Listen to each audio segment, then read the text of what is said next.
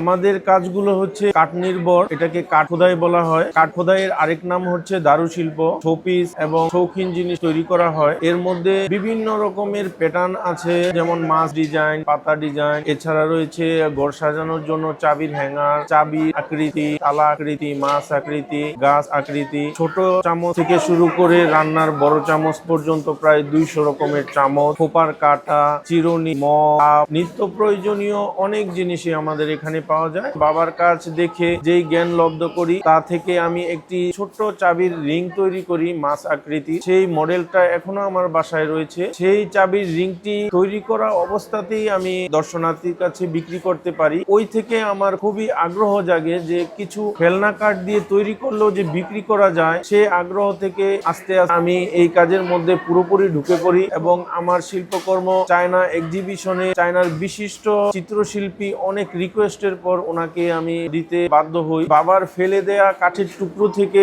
এই গল্পের শুরু করেছি। 1.5 ইঞ্চি কাঠের টুকরো থেকে আমি একটি মাছ আকৃতির চাবি রিং তৈরি করি, যেটি পরবর্তীতে ওই সময়ে 50 টাকায় বিক্রি হয়। যার কারণে বলা যায় আমি 0 থেকে 50 টাকা উপার্জন দিয়েই আমার জীবন শুরু করি। আনুষঙ্গিক মিলে প্রায় 10 লাখ টাকার মতো এখন মূলধন রয়েছে। আমাদের উৎপাদিত পণ্যগুলো সবগুলোর চাহিদাই অনেক বেশি, তবে দেশের বাইরে খুবই চাহিদা রয়েছে, যদিও সরাসরি করতে পারিনি। ব্যবসা হচ্ছে এমন একটি জিনিস যে মাধ্যম নির্দিষ্ট কোনো অঙ্কের অর্থ উপার্জনের ধারণা থাকে না। মানুষের চাহিদার আসলে শেষ নেই। তবে শিল্পী জীবনে আমার যেটুকু প্রাপ্ত এখন পর্যন্ত হয়েছে, কারুশিল্পী জীবনে আমার উদ্দেশ্য আর লক্ষ্য যদি বলি, সেটা হচ্ছে বাংলাদেশের কারুশিল্পকে বিশ্বের বুকে সম্মানজনকভাবে উপস্থাপন। তার জন্য আমি নিজে কাজ করছি, সংগঠনের একজন কর্মী হয়ে কাজ করছি।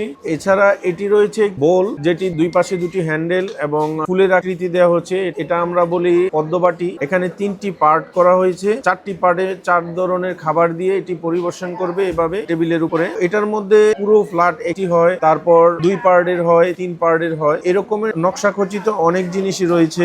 এটা রয়েছে মাছ আকৃতির একটি সালাদ বোল, এর মাঝে গর্ত করা হয়েছে। এটি বৈশাখের সময় খুব বেশি চাহিদা থাকে, মাছ ফ্রাই করে এর মধ্যে রাখা হয়। এটা হচ্ছে জুলাই আন্দোলনের একটি মনুমেন্ট তৈরি করার চেষ্টা করি, যেটা হচ্ছে গামারি কাঠের উপরে রিচার্ড সেলুট যে দিয়েছিল। এটা অন প্রসেসে আছে।